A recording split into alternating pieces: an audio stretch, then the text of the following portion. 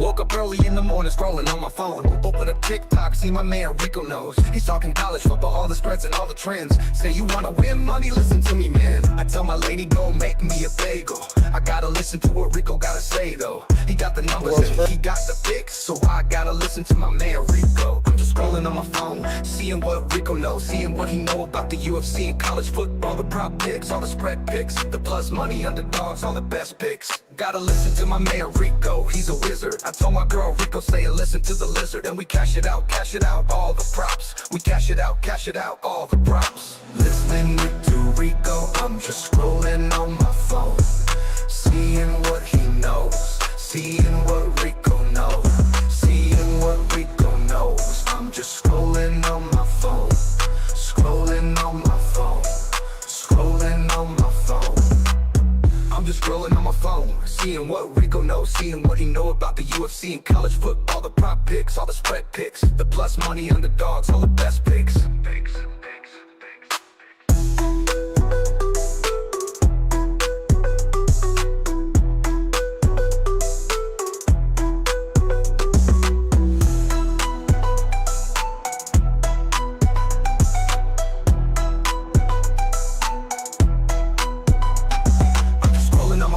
Seeing what Rico knows, seeing what he know about the UFC and college football, the prop picks, all the spread picks, the plus money underdogs, all the best picks.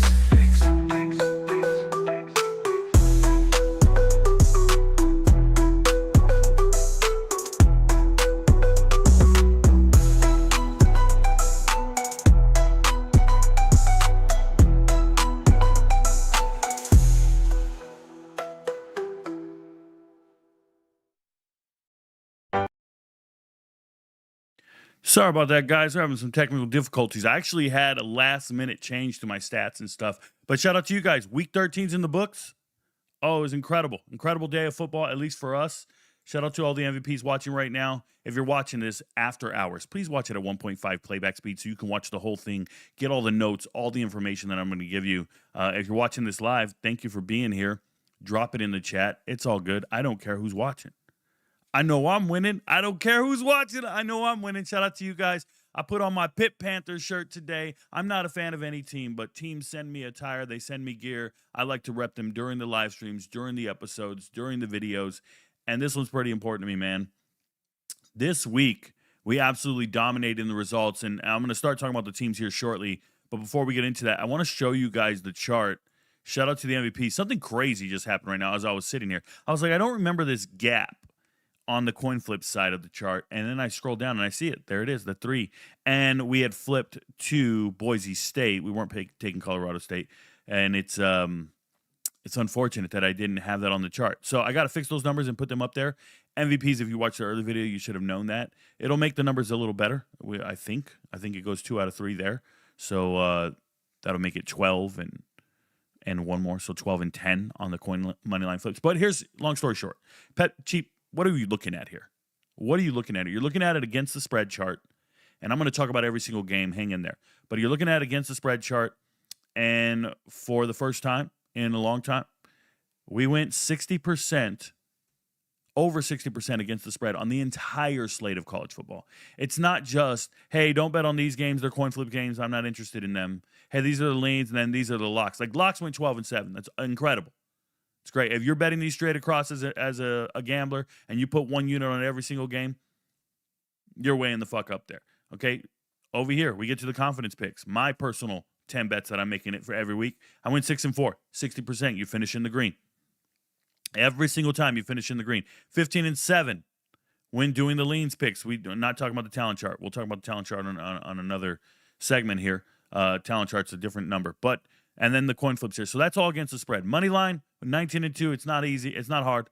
It's easy to get those right, the locks over here. Yes, you could parlay that 270, that 330, that 490, and flip a unit. You can do something creative with these money lines. You're going to be right most of the time. If you stepped on that landmine of ECU in Illinois, man, I wish it wasn't there.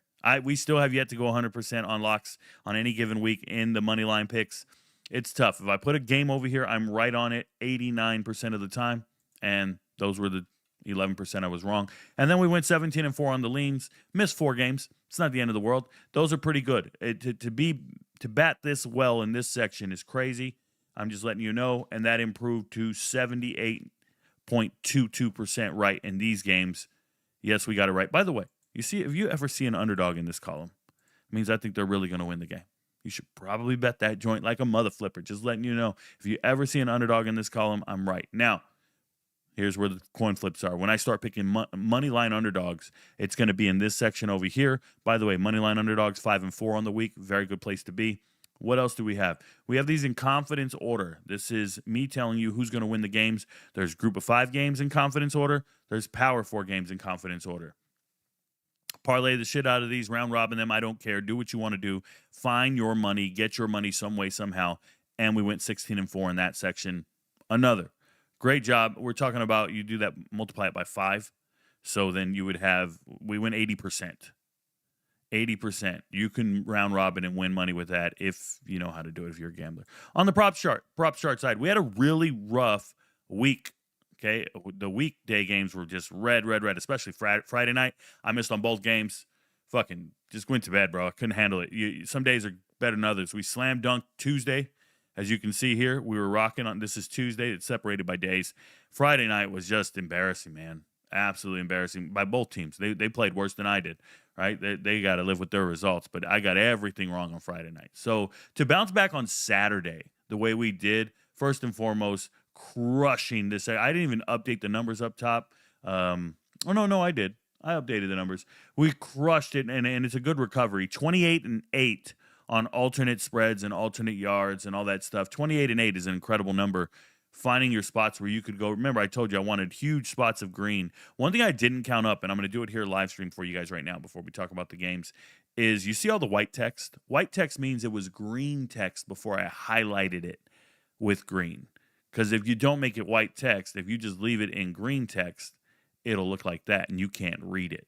So we go and make it white so you can see it. So the point I'm trying to make here is every single white text thing you see on this board is something I personally bet on, right? I highlight it green and let you guys know this is what I'm on for the weekend.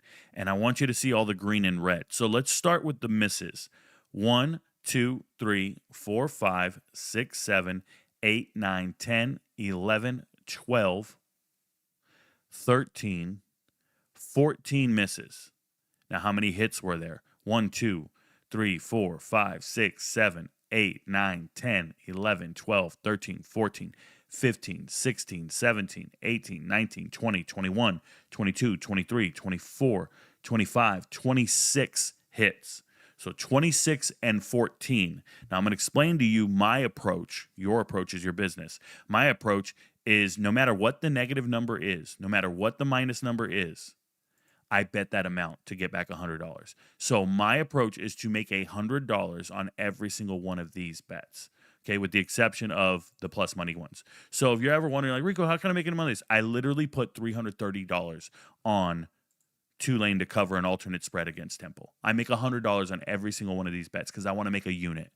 Don't care what the ROI is. I don't want to even talk about that. What I want to talk about is I'm up X amount of bet. I'm up insane amounts because those are the ones I take. And I'm doing that for you moving forward. I'm going to highlight them in green. That'll let you know what I'm taking. And then you can just go back and see what that. And I don't have a chart for that. I will. Because what happens here is you go like this and you go look at our props for the week. And every week you see it's at 50%. 50%, 50%, 50% or below. And why is it like that? Well, that's because I combine all these value bets in there. This shit at 27%, I'm combining that in every single one of these. So are we really that red? No, we're not that red. We're not really betting all of these. 5 and 19 on value bet. I'm not betting all of them. If you look at the value bets that I bet this week, it was only 2 of them. There's only 2 value bets I took the entire Saturday slate. Only 2 of them were highlighted green. And then you guys need to, Rico, how do you know which ones to pick? No, now you know which ones to pick because I'm highlighting them green for you. I'm doing it. It's right here. It's green. Does that mean you can parlay them? You do your strategy. You do your strategy. I just told you mine.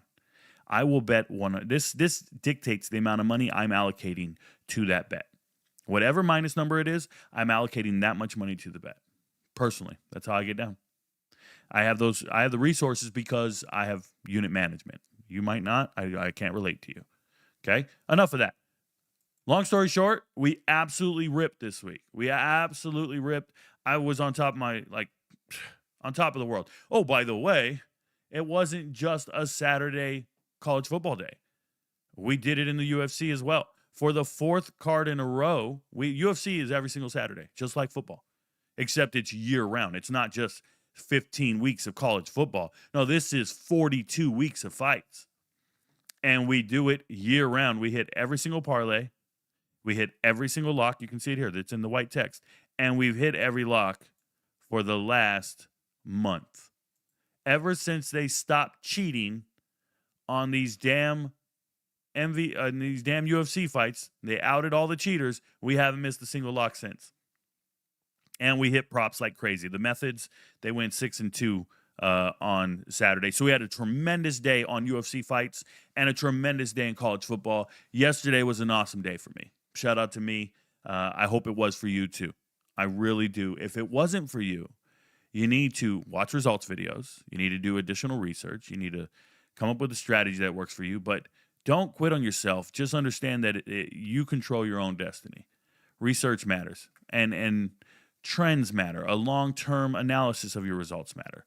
Okay, so thank you guys for being here. I appreciate anybody watching on YouTube. If you're watching on TikTok, we don't talk to you guys. I apologize. All you got to do is move over to YouTube, search RicoKnows, get to the show, drop it in, and I got you. And that's it, okay? We will answer no questions. We will read no chat from TikTok. They don't pay me, and the chat doesn't stay on the screen long enough, so when I'm done talking about a game, I can't get back to you guys. So all you got to do, go to YouTube. We have chat channels. We have chat windows. You can drop it in, and I'll get back to you there. All right, and I do read the chat at some point during the show. Let it build up. Let it stack. We will get to you guys. Excuse me, I lost my chat window here. Oh, no, I can see it. We're good. All right, so let's talk about the games. So like I said, Tuesday night, we slam dunked it. Shout out to us. We knew Akron was going to beat Bowling Green. No, we didn't. Nobody knew Akron's going to beat Bowling Green. Akron is the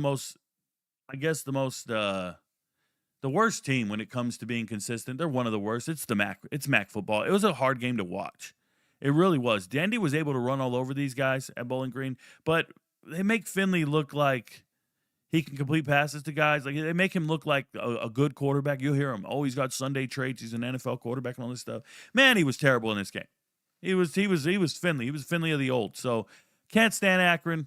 Can't stand Bowling Green. This is not places you should be betting to try to make money. We took Western Michigan. The long story short of it is Northern Illinois has no offense, no ability to score. I knew they were going to start this kid at quarterback again, the dual threat kid, and I knew he wouldn't be able to run. Macon is his last name. So we rock with Western Michigan. Figure it out. Go get it done. Buckley goes absolute ham. Ride Buckley and we'll be happy. 24 carries, 133 yards, 2 touchdowns. What an easy call. And then Ohio covering the spread against UMass. Never in doubt.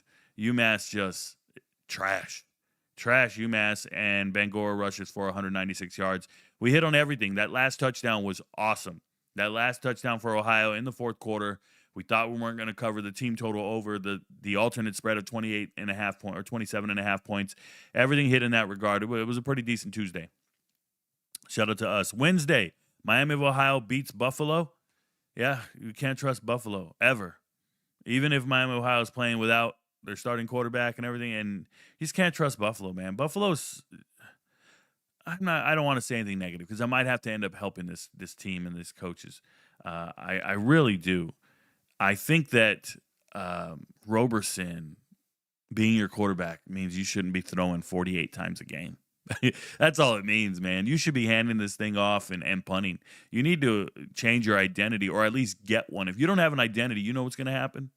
You're going to go out there and look different every week, and you look fucking terrible. Let's talk about identity. Central Michigan, they have an identity. They line up and they hit you in the ever-flipping mouth, and they're winning games because of it. Shout out to Central Michigan, 5-2 in the MAC. You deserve it, man.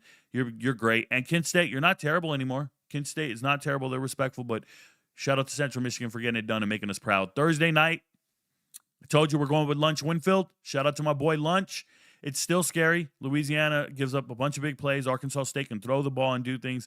But Lunch Winfield came through in the clutch, and we got it done. We'll take it. Sometimes it's better to be lucky than right. And we were lucky, and we'll take it all day. Friday night, what a nightmare. Florida State looked just like I thought they would in the preseason. Oh my goodness, they're fucking trash. And NC State beats them. And NC State's going bowling, which is nuts. Absolute nuts. Shout out to them. But Florida State still hasn't qualified for a bowl. Imagine you beat Alabama and you haven't qualified for a bowl yet. Ugh. Fucking gross. Tommy Castellanos can't do anything. All they can do is throw it up to a guy named Deuce. Deuce. Well, they took a shit all over the field. Shout out to Deuce. UNLV slams Hawaii. Hawaii couldn't get it going. Anthony Colandrea's got a little bit of dog to him. He really does. I hope he's not injured. I saw him get injured while he was celebrating. I hope he's not permanently injured or anything too drastic, anything like that. But, man, got everything wrong in this game. Everything. Shout out to UNLV. And then Saturday games start. First thing I want to do is apologize. I need to check the schedule before I just only use the sportsbook. You guys know my sportsbook doesn't show Jersey. Ohio State would have been on there. That's another win. We would have taken them to cover the spread. I don't know what the spread was before the game, but we always take Ohio State to cover the spread. It's a lock for us every single week this year.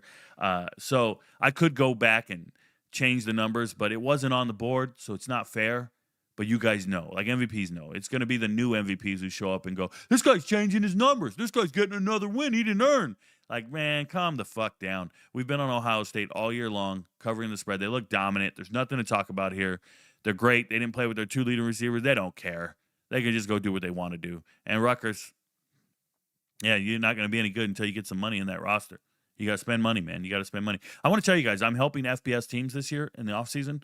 I've been helping them backfill their roster. And two coaches, well, really three coaches have reached out to me. And I'm talking FBS head coaches, not positions coaches, not coordinators, not recruiting coordinator. No. Head coaches of FBS teams have reached out to me in the DMs, and they tell me, hey, Rico, we need diamonds in the rough. Hey, Rico, just find us guys. We got no money. We need you to find us other guys. They got money, but they don't have money to spend on the transfer portal in certain areas. So, Rico, can you find us players? And I'm like, okay, I'll find a guy. Let's say I find a guy. And the FBS transfer portal hasn't even opened yet. The FCS transfer portal hasn't even opened it, right? These teams are still playing. Their portal didn't open for another couple weeks. It's just Division II and NAIA players in the transfer portal right now, and JUCO. And any player I see that I think is FBS caliber has multiple FBS offers. Very few guys. I'll find like a hidden gem here or there, and they're like on the fringe, and they won't even get an offer. But these teams have to even go lower than that. How do you compete if you don't have the money? How do you compete if you just you see a kid and he's like, well, I got an offer from, and it can just be West Virginia. I got an offer from Kansas. That is like a gold mine compared to the group of 5 schools who are just hoping you're interested in an FBS scholarship because they can't afford to pay you. Because they're going to try to pay a recruit to flip and stay close to home, a 4-star kid or something like that. So they're on a budget. And if Rutgers is on that kind of budget, they're not going to be competing for players. Now, I know they have some money. Rutgers is in the Big Ten. You get money if you're in the Big Ten. And I'm talking about they have millions of dollars. All these teams have millions of dollars. But the group of 5 schools in Conference USA, in the Sun Belt, in Conference USA, Sun Belt, and I'm helping in a Mountain West school as well. Dude, these motherfuckers, they're just like, hey, Rico, can we get that guy? I'm like, yeah, man. Let me see what I can do. And that kid will be like, well, are they offering $30K? Because I got $30K lined up over here. I'm like, oh, get the fuck out of here, bro. They're offering you a roster spot and some playing time. You know what I'm saying? So Rutgers needs to find some money and if they want to compete. If not, they're just going to be right there. And hopefully they make a bowl game. And they'll be profitable. A&M, I told you A&M's not covering the spread against Samford. It was over 50 points. Samford comes through in the clutch. They don't cover the spread. They call it the dogs, man. A&M was hitting on all cylinders. Shout out to them. And shout out to Samford for covering the spread. I'm proud of myself for picking that one. This one I'm really disappointed in. Georgia against Charlotte. When I talked about the game in the video with the MVPs, I told you guys Georgia's not covering this spread because they don't cover the spread against group of 5 teams. That's what I said. And I talked about all the games, and I didn't go check the chart to see if I had flipped it. And sure enough, I didn't flip it. So on the chart, it says Georgia. But in the video, I talked about how Georgia didn't cover the spread against Kent State, how I just don't think they will. And if they cover it early, then Charlotte will get a backdoor cover and all this other stuff. I was talking, and I didn't realize I didn't change it on the chart. and that's on me. So sorry if you blind-tailed. Number one, not sorry. I don't give a fuck if you blind-tailed. I hate blind-tailers. But if you watched the video, you would have been okay. But it's the people who blind-tailed the chart or copy and pasted it or saw it earlier in the week. My bad. I'm going to take the hit. I'm going to take it as a miss on my part. But you need to know, I didn't have Georgia covering the spread, especially saving your people for a showdown next week. It is what it is. Oregon beats USC. You know, some people were talking about USC wasted all their money. They spent $110 million on Lincoln Riley, and they have nothing to show for it. Listen, USC is ranked. They're a top 25 team, and they lost some games. And do I think that they wasted their money? No, I think they spent their money incorrectly, and I think it's an archaic way of approaching college football right now. There's people rounding up millions of dollars for buyouts. There's people rounding up millions of dollars for coaches. And that's cool, but you need to spend millions of dollars on your roster. When you go and lose, you know, Zachariah Branch, if you lose Zachariah Branch in the transfer portal, you spent your money wrong. How much more money did he make at Georgia that you can't afford him? What did you do with your resources? Right? When you look at USC, they're starting a quarterback that was a starting quarterback at UNLV. And he left after being a redshirt freshman. And before that, they were starting Miller Moss, a third-string quarterback. Who's their running back right now? King Miller, USC? You're starting a former walk-on at running back. That's not how you win national titles. That's not how you get there. You got to go out and either recruit 5 stars and they become starters, or you got to sign a top-notch transfer. You got to sign a transfer that everybody goes, holy shit. You got yourself a starting running back. That's how you get to the playoffs. You got to spend money and you got to evaluate talent correctly. And if you ever wanted to know if you're not evaluating talent correctly, all you have to do is assess the roster. If you recruited 4 and 5-star players and they eventually became your starters and you retained them and you developed them, then you wouldn't be shopping in the Temu bin. And I'm talking about getting a JUCO starting running back. I just saw a loser right here in USC. He writes, oh, they had Waymon Jordan. Are you fucking kidding me?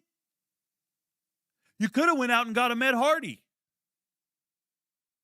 You could have went out and got Fluff Bothwell or C.J. Donaldson. Get somebody who does this shit on Saturdays instead of shopping for JUCO running backs. JUCO running backs are a feel-good story. They're awesome. Hey, hope you get a D1 offer. You're not running to the motherfucking playoffs with a JUCO running back. And that's why we don't read your bum-ass comments. Go get elite players. You have $110 million and you want to spend it on a coach when you could break that up and spend $20 million on your roster for the next 5 years. I ain't talking about revenue sharing. I'm talking about NIL. When you start looking at these teams, look at Oregon. They spent money on their roster. They're bringing in players. I could name every player that's out there because I'm like, oh, yeah, that guy was 4-star. That guy was 5-star. Hey, that's a transfer. He was all conference. But you have to assess the talent correctly. And if you ever wanted to know if you assess talent incorrectly, all you have to do is look at your position groups and go, oh, my bad. A walk-on is starting over all of our recruits. We gave all these other guys scholarships, but the walk-on beat them out. It's high praise to the walk-on, but it means you evaluated talent incorrectly. And when I see Zachariah Branch leading Georgia in receiving and carrying them, and I see the starting running back for Georgia is Nate Frazier, who went to high school at Mater Dei, down the street from you. You can't lose that recruiting battle. I see Raleek Brown running all over the place at Arizona State, and you kicked him off the team. You essentially said, we don't want you. And Deuce Robinson is the leading receiver at Florida State. And he was on your team. Why can't you retain these guys? You have $110 million for coaching. You need to change your viewpoint. Spend money to retain the players you recruit. Spend money to win the recruiting battles. It's all money. Nobody's picking Georgia because they play in the SEC and don't want to play against the best people. Not from California. You didn't grow up in California and go, yo, I really want to go play over there. That's not how that works. You could be at his school for every fucking game. And you can pay him more. But instead, you paid the coach. You bought new facilities. Teams are doing this. Ask Wisconsin why they suck. Wisconsin got a $20 million donation and spent it on a practice facility. They spent it on a weight room. You could have went out and got a running back and a quarterback. They don't understand. They're rounding up money to pay buyouts. They're calling all the big donors. Hey, we need to fire this coach. We need the buyout. We need the buyout. We need the buyout. What? Spend that money on the fucking roster, bro. Oh, I'll donate this if you put my name on a building. Man, we don't do that shit anymore. There's not a kid walking in there going, man. You know why? Because a 45 looks like a motherfucking 45. You get what I'm saying? Lifting weights is lifting weights, bruh. The bench is the bench.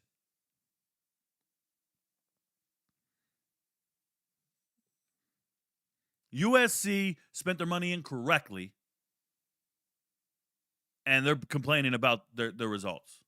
It's fucking ridiculous. Absolutely ridiculous. Missouri, Oklahoma. Oklahoma's got great defense. I told you there would be a lot of coverage in this game where I didn't think Oklahoma would be able to throw the ball that much, and they didn't. John Mateer tucked it and ran 18 times, and he only got 60 yards. He was stuffed. But welcome back to college football, Bo Pribula. I don't believe in you. The spread got smaller. I said gladly. Thank you. We will take Oklahoma. They're going to beat Missouri. And they did. And they covered the spread. 2 interceptions. Shout out to Bo Pribula. Next game, Notre Dame, Syracuse. I was laughing. You gave me a 35-point spread, and I said to myself, what are you talking about? The spread was covered by for the first quarter. What are you talking about? Syracuse has nobody at quarterback. Their best quarterback is a tight end. You know, 2 years ago, I made a video on TikTok today. It's called On This Day. TikTok gave me a bunch of On This Day videos to post. And the only reason I didn't repost it is because it's a little dated. But it's a video of me talking about Dino Babers. And I said Dino Babers needs to be fired. And the reason Dino Babers needed to be fired is because he didn't play Garrett Schrader in a game. Instead, he let Dan Villari be the starting quarterback, who, by the way, is still at Syracuse as a tight end. And this is a former walk-on at Michigan who played quarterback at Michigan, transferred to Syracuse, then he moved to tight end, and he's now a tight end. But they didn't play Brandon Davies that day. They didn't play Garrett Schrader that day. They played Villari. And they lost the game horrifically, and they didn't throw the ball at all. Everything they threw, I think he went 14 for 14. And everything he threw was a screen or a pass behind the line of scrimmage or one of the little shovel passes that they now count as a pass, like when the jet sweep and the receiver goes in front of the quarterback and you hand it off to him, they count that as a pass now because the ball went forward. How is Fran Brown any different? How is Fran Brown any different from Dino Babers? I'm serious. You guys can say, well, Steve Angeli got injured. He was doing this. He was doing that. No, man. Part of your job is to have your team prepared. Prepared for games. That is the essential part of your job. I don't give a fuck what's going on a Saturday. I want to know what's going on Monday through Friday. Sunday through Friday. I want to know what's going on in the preparation of these games. Because when you look at Syracuse football, it's one thing that the offense can't score. It's one thing if the offense can't score. Got it. There are teams in this world who can't throw. But I'm telling you right now, I have watched Notre Dame play inferior opponents and they were more prepared for that game. Notre Dame didn't put up 70 on every opponent this year, on every group of 5 team they played. They didn't put up 70. There isn't a time, like, they didn't hold Navy to less than 83 passing yards. Syracuse, as a team, as a culture, as a locker room, that's inexcusable. That's failure. You can't move the ball. Fine. Show me 11 guys that want to make a tackle.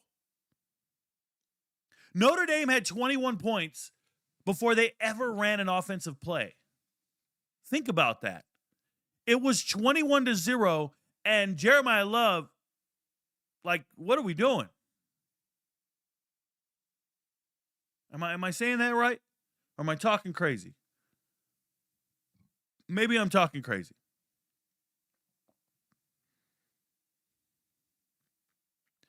Insane that your team's not prepared to compete more. I had Notre Dame winning the game. I had them covering the spread. But if you're a Power 4 team,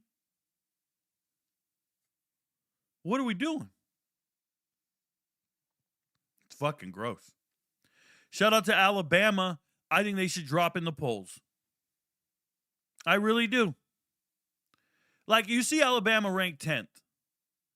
And right behind them is BYU at 11. So the totality of the season, the totality of Alabama's resume has them at 10. Going into this week. I'm talking about on Friday. On Friday, Alabama has done everything good enough to be ranked 10th in the country. And BYU's done everything good enough to be ranked 11th in the country. And we'll even go as far as saying Utah has done everything good enough to be ranked 12th in the country. So now you put in Saturday's result. Utah has a comeback victory over a conference foe, puts up 51 points against Kansas State. Devin Dampier has a Heisman moment when he breaks free on 4th and 1 or whatever it was.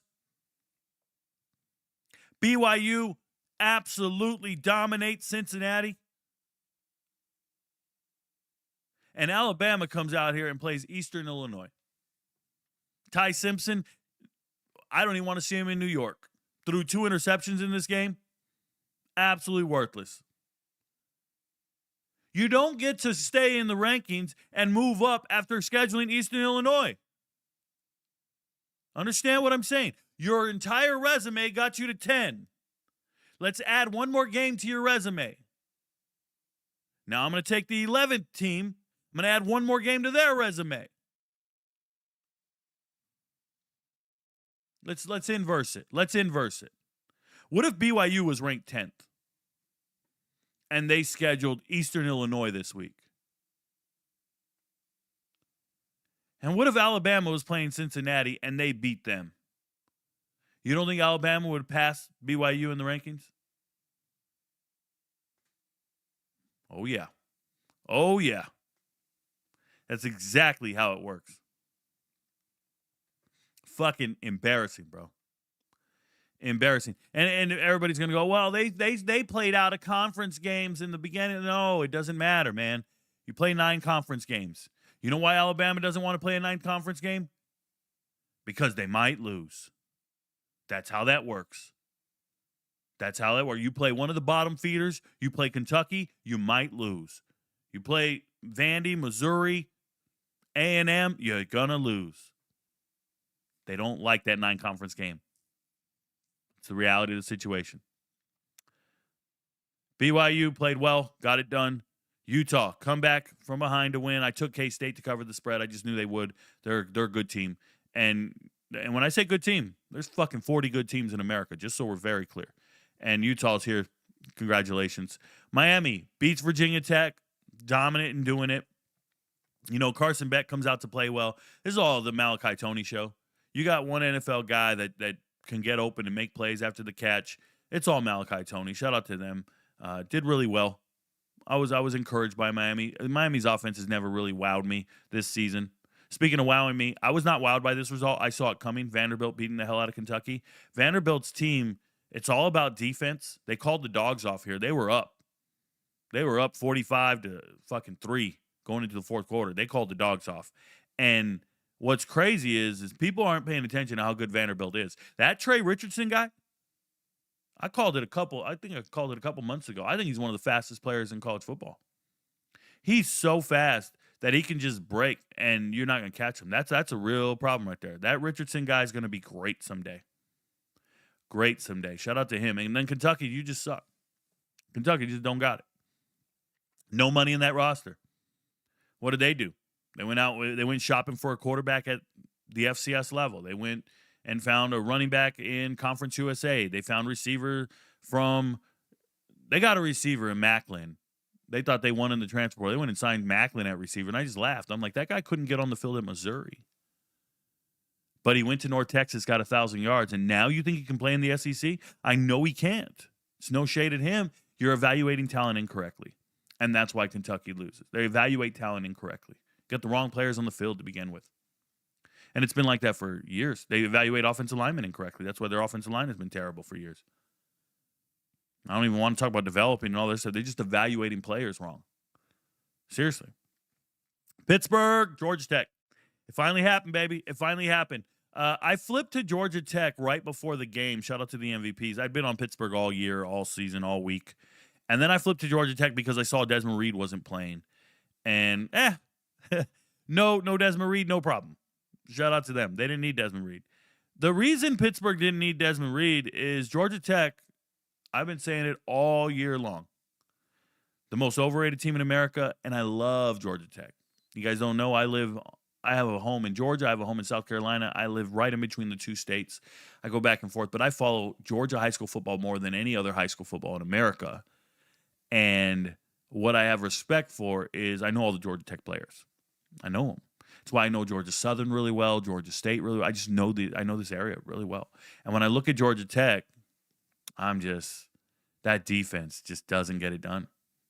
And with the game on the line, with a chance to tie the game, it was 35-28.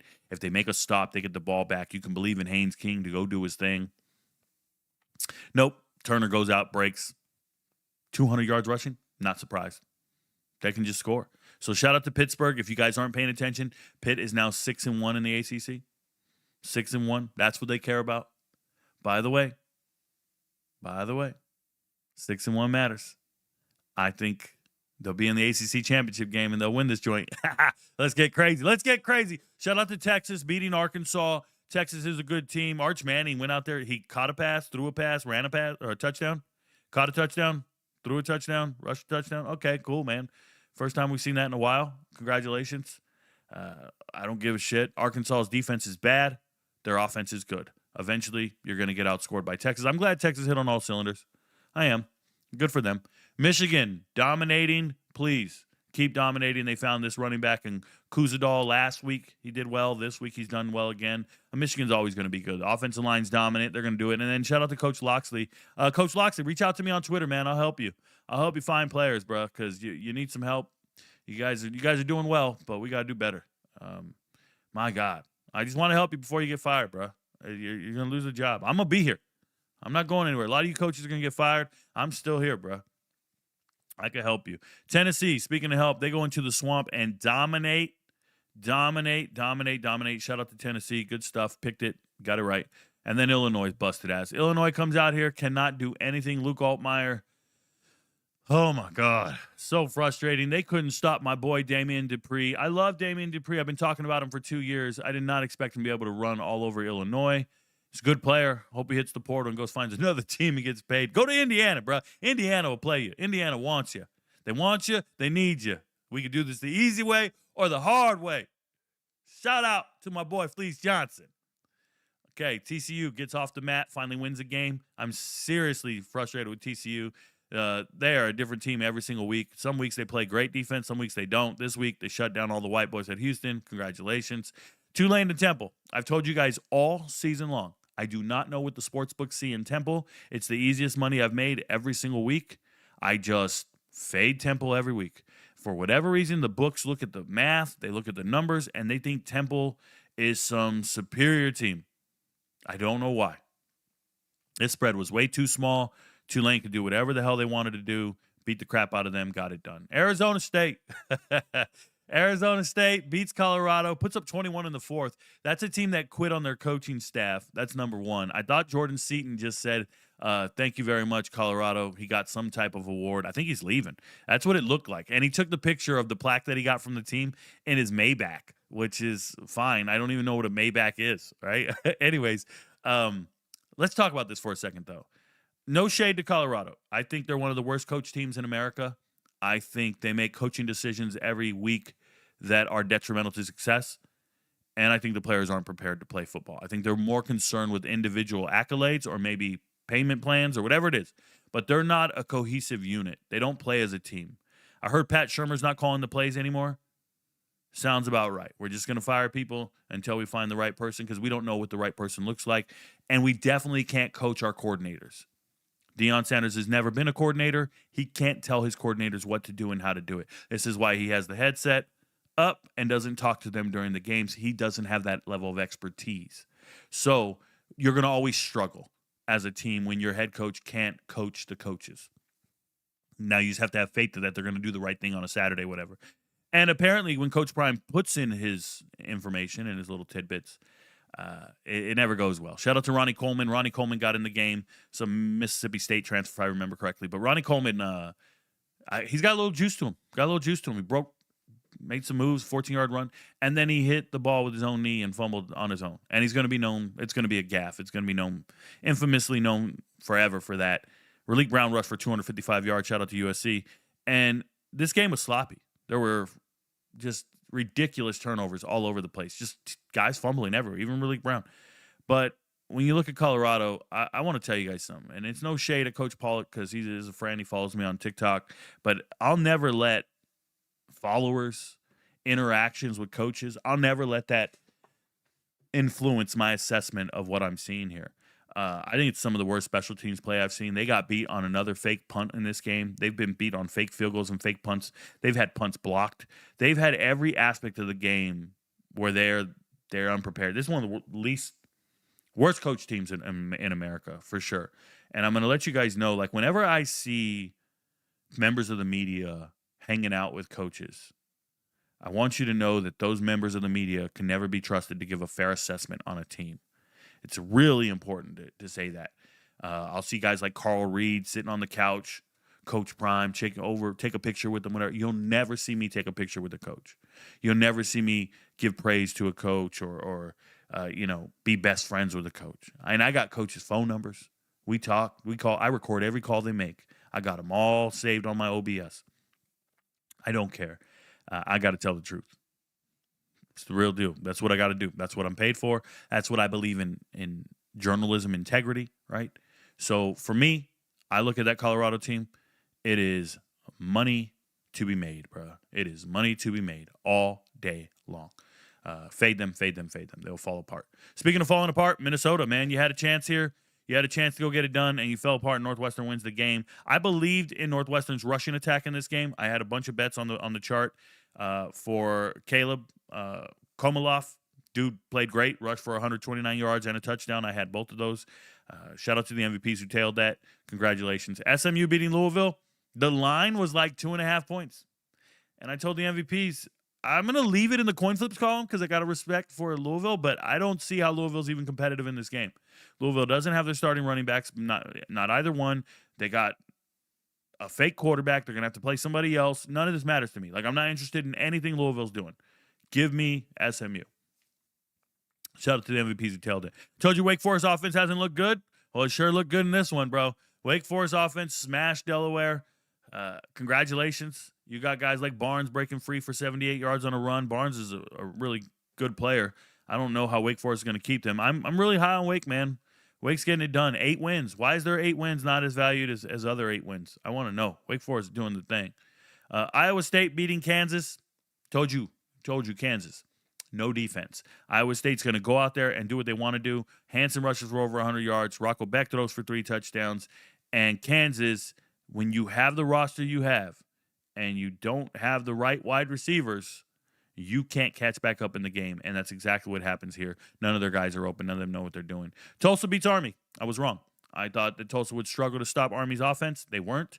They didn't. But more importantly, Army could not stop Dominic Richardson. Dominic Richardson goes for over 200 yards. We know he's a great running back. Seen him play multiple years at Oklahoma State, at Baylor. He's always been good. I don't know why coaching staffs don't like him.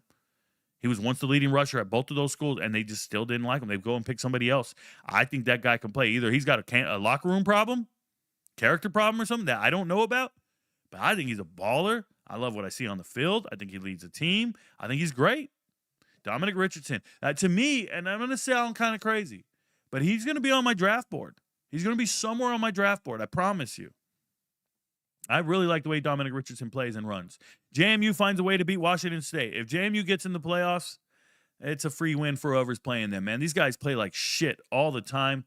They frustrate me. They don't cover the spread. They barely win this game. They were trailing at halftime. Man, F JMU. They found a way to win. Congratulations, 10-1. Arizona. Arizona's 8-3. Are we going to respect their 8-3? They don't have any bad losses. They don't have any amazing wins, but they don't have any bad losses. 41 points on Baylor. They beat Baylor better than Auburn did. I'm just saying, man. They had 4 rushing touchdowns in this game. We're not going to respect Arizona 8-3. Noah Fafita balling. Whatever, bro.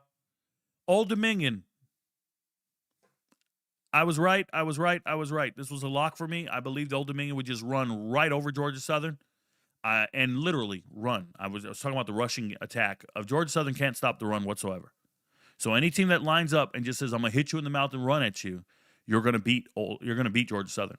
Yep, they can't do it. They're not blue collar. They're not built in the trenches. It's a defensive line. It's the front seven.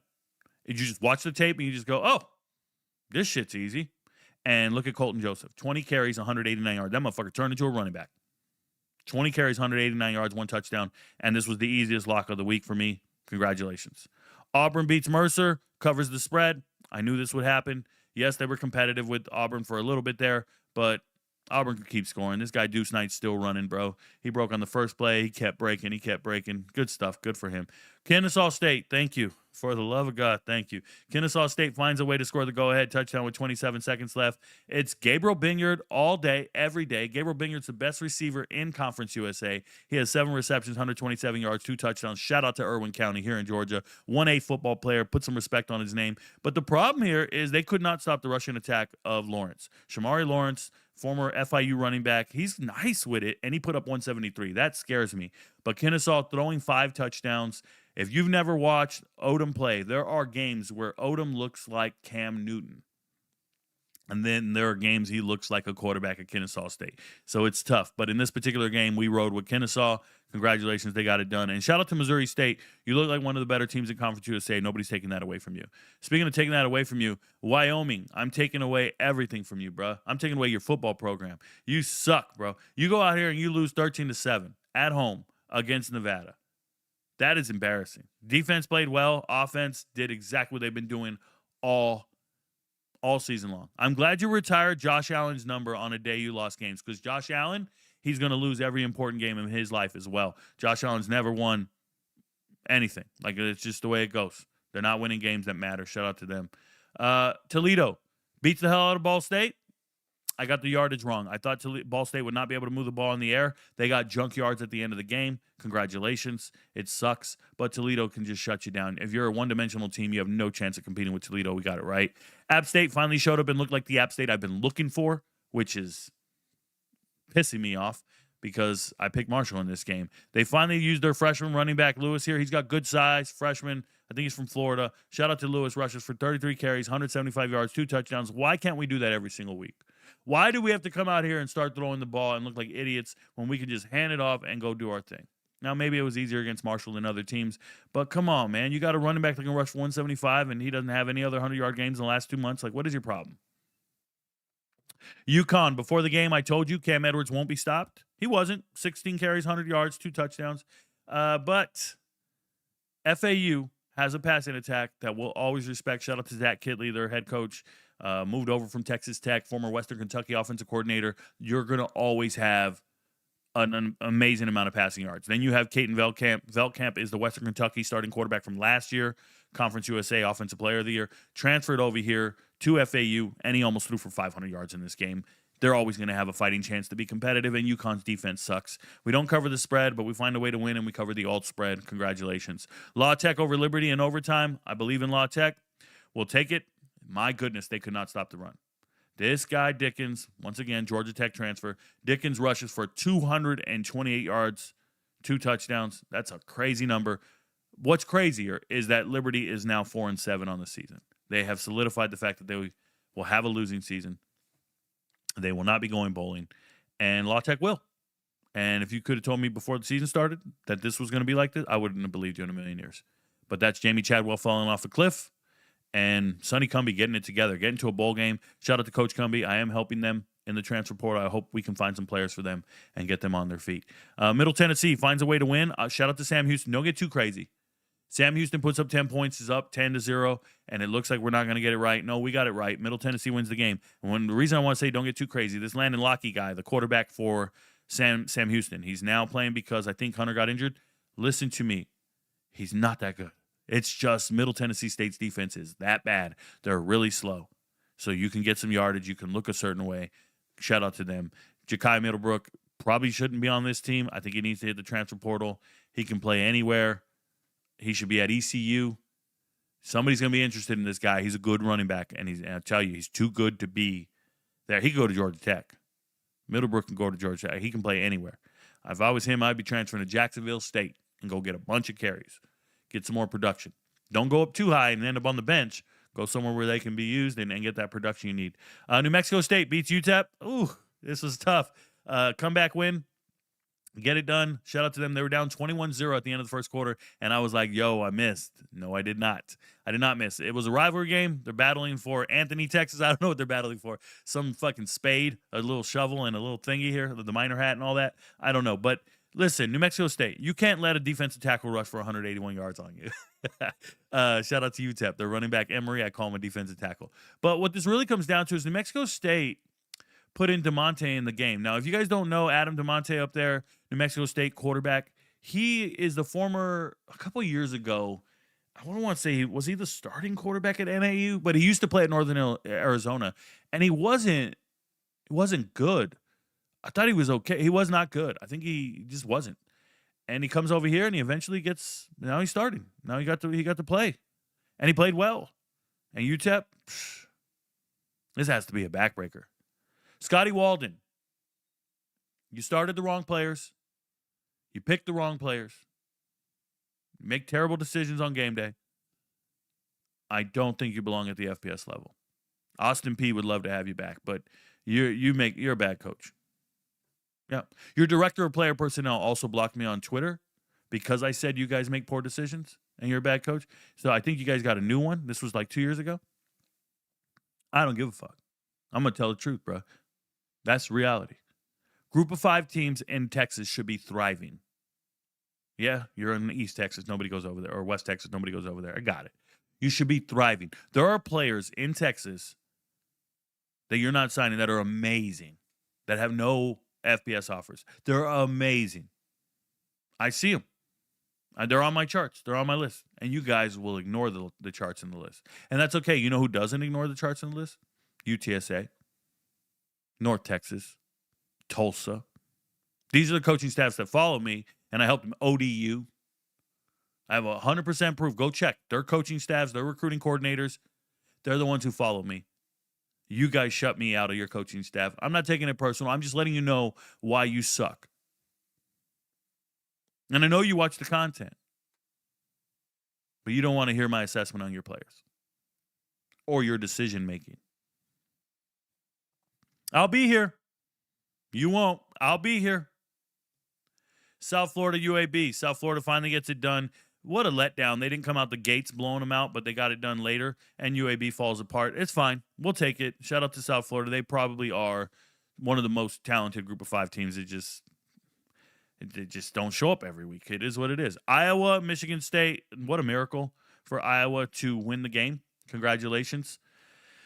but you played like shit, and that's the reality of the situation. Duke beating North Carolina. Thank you, thank you. We did get scalped. This kid Anderson Castle comes out and gets 3 rushing touchdowns and doesn't let Shepard get one. Castle, the transfer from App State, he's not great, but he got 3 touchdowns in the game. And Duke's going bowling. They're 5-2 in the ACC. They're going bowling. And North Carolina, what a heartbreak, man, because you could have had 2 other wins. You could have. You've already been bowl eligible by now. And you guys fumbled at the end of the game of the Cal game, and you lost another one in a nail biter. It's just tough, man. FIU, their new quarterback, he's playing fine. He threw 2 interceptions in this game. It's this white kid, right? I forget where he came from. Where did he come from? Furman? Where did he come? He came from Holy Cross? Somewhere. He came from somewhere. Anyways, look, Jacksonville State should have won this game. They really should have, man. Caden Creel played well. He threw 2 touchdowns, no interceptions. He rushed for over 100 yards. So did Cam Cook. But they fumbled again. And even Cam Cook fumbled, Creel fumbled. Those fumbles were the thing that ruined him. It ruined him. Other than that, they would have been straight, but it didn't happen. Southern Miss, South Alabama. Southern Miss, man. You made a bowl game and just said, we're done, huh? We made a bowl game. We're good for the year. Braylon Braxton comes back and plays in this game. He throws 52 attempts, 400 yards passing, 3 touchdowns. Doesn't matter. They couldn't stop Bullock. They couldn't do anything they needed to do, and they didn't start scoring until the 4th quarter. So this game was not as close as it looks. They were down 35-7 or 35-14 at one point, and I don't care that they only lost by 7. This is bad. UTSA, speaking of bad, UTSA BTA's ECU at home. I don't know what to say. I don't know. I was so wrong. I took East Carolina. I thought it was a lock. They've played great all year. I have a lot of respect for the way East Carolina plays, and UTSA has played like shit on any given week, and it's just another Will Henderson show. Will Henderson, freshman running back, taking over the running back room. Robert Henry, not healthy. They're transitioning into something else, and then McCown starts playing like a motherfucking NFL quarterback. It's a nightmare to watch that. It's a nightmare to watch it from a gambling perspective. But congratulations to UTSA putting belt to ass and getting it done. UCF beating Oklahoma State in the battle of the mid. UCF's that bad. They won this game by 3 points, but they are that bad. And Oklahoma State, 1-10, 0-8 in the Big 12. They're not that bad. They're not. They just had quarterback injuries early in the season that made them fall off the wagon, fall off the wheel, and they assessed talent incorrectly, but they got some players. They just can't get it done. Speaking of can't get it done, Georgia State loses to Troy. I knew this was going to happen, but it still wasn't impressive enough for me from Troy. It wasn't. Crowder throws for 4 touchdowns, 361 yards, got it. It still wasn't as impressive as it should have been. They need to be more dominant. They don't care. They'll take the win. And Georgia State, I want to help you, bro. I want to help you. I can't help you. 0-7 in the Sun Belt, 1-10 overall. South Carolina Coastal. I told you South Carolina was going to win this game. Huge. And that's because South Carolina, although they can't play in the SEC because their roster isn't good enough to beat the other teams in the SEC, they're still the 37th best roster in America, according to my talent evaluations. So shout out to South Carolina. Go out there and trounce these dudes. By the way, Coastal, I knew it was going to be terrible. I knew it was going to be terrible because their quarterback got injured. They're going into this game with a different quarterback that they just aren't any good. And then you go the game, it was even worse than I thought. It was even more horrific, which is great. By the way, this isn't a typo. You see all the Sellers here. You have Lenora Sellers. His younger brother, freshman, plays in the game, gets 4 receptions, 127 yards. Next year, the Sellers brothers connection will be real if Sellers stays. The Sellers to Sellers is real. So I hope this wasn't their last hurrah and the only time playing together. Maybe Lenora, he needs to stay another year and get developed. He's going to leave early and go get drafted and go chase millions. That's fine, man. Your NFL career will be very brief if that happens. He needs a lot more development and nurturing and maturity and decision-making. He needs to work on his processing because he can tuck it and run with the best of them, but he can't drop and process. And it takes time. It takes reps. And you got to see you need to see different defensive fronts and do a lot more film study. And I think you can do that while getting paid at South Carolina and not wasting away your NFL career. Yeah. Anybody stressing age, those are NBA fans or those are just little kids who don't understand. Age has nothing to do with the development of a quarterback. It's reps, and more reps. So please go figure that out. And I'm saying reps in the film room. Clemson beats Furman, doesn't cover the spread. They got this freshman quarterback come in, Dennison over here. He did run for a little bit. He's played twice now this year, just in junk time. Congratulations. Clemson does not look good, but They get bowl eligibility. Hey, Texas State. You see, there's a difference. I'm not excited about Clemson, but I'm excited about Penn State. There you go. Texas State beats ULM. We knew this would happen. They didn't cover the spread. It was 19.5 points, but did cover the alternate spread. We just know ULM can't score.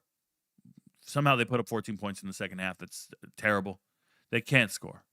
They got no quarterback play. Speaking of can't score, Nebraska could not score on Penn State. Penn State is good players. Penn State goes out there and pieces them up. This is the last couple of weeks now. I've been on Penn State, a lock for Penn State to win games. I don't know what the books are doing in Vegas, but they might adjust. But so far, all the books are doing is just saying, oh, Penn State sucks. They only won 2 games. They only won 3 games, all this stuff. So they just keep giving these favorable spreads against terrible teams like Michigan State, UCLA, and Nebraska. Are you fucking kidding me? They're way better than these teams. And we've been making a ton of money because of it. Shout out to me. New Mexico beating Air Force. I believe in New Mexico. The way they're coached, the way they can run the ball, everything they're doing, this was a lackluster game for me. Boise State, Colorado State, as much as I told you, I think Boise State's going to come out here and put up points. They did.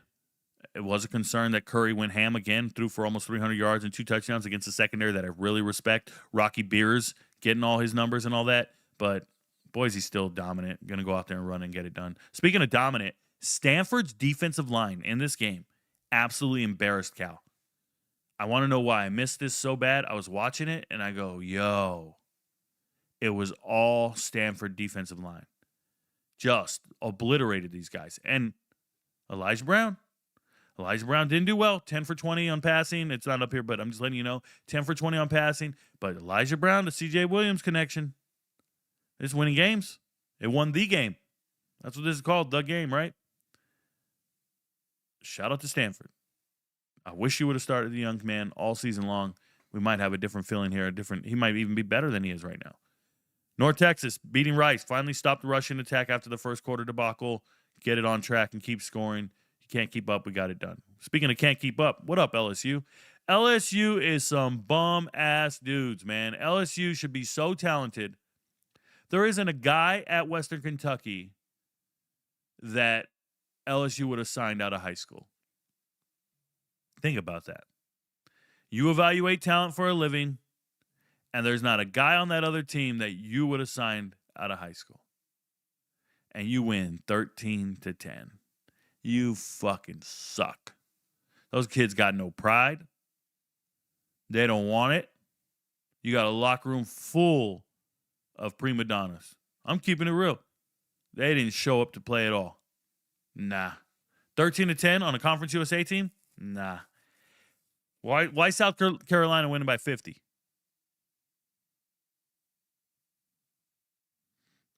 And you're not. Washington against UCLA. What'd I tell you, MVPs? I want to hear it loud and clear. I said, bet the spread and go to bed. Don't even stay up and watch it, bro. Bet the spread and go to bed. You didn't miss much. Jonah Coleman did score a rushing touchdown in the game. Damon Williams scored 2 rushing touchdowns, had 2 passing touchdowns. We're doing whatever we want to do, these dudes. And shout out to Muhammad. He keeps playing great.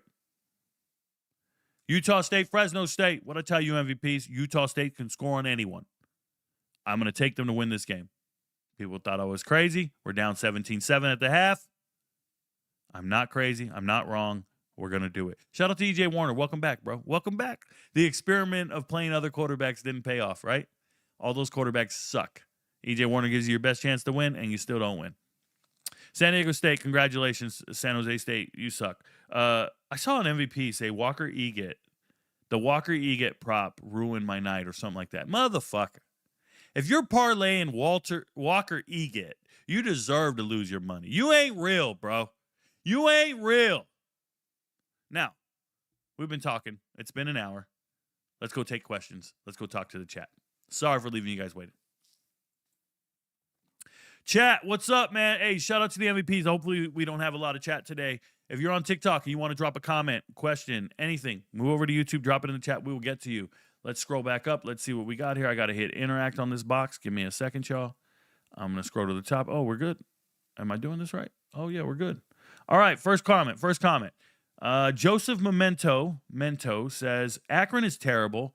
Bowling Green has been very inconsistent this season.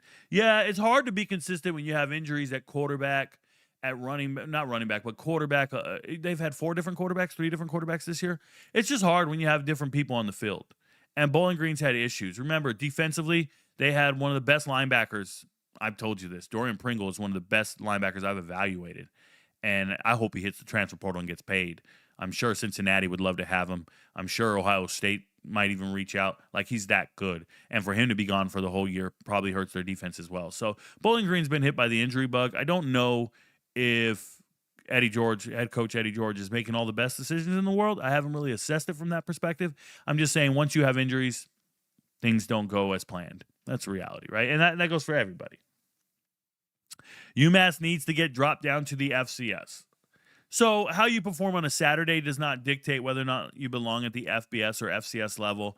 It's about resources. It's about money. So if UMass pays for 85 scholarship players or 105 scholarship players, then they deserve to be an FBS caliber team or level team.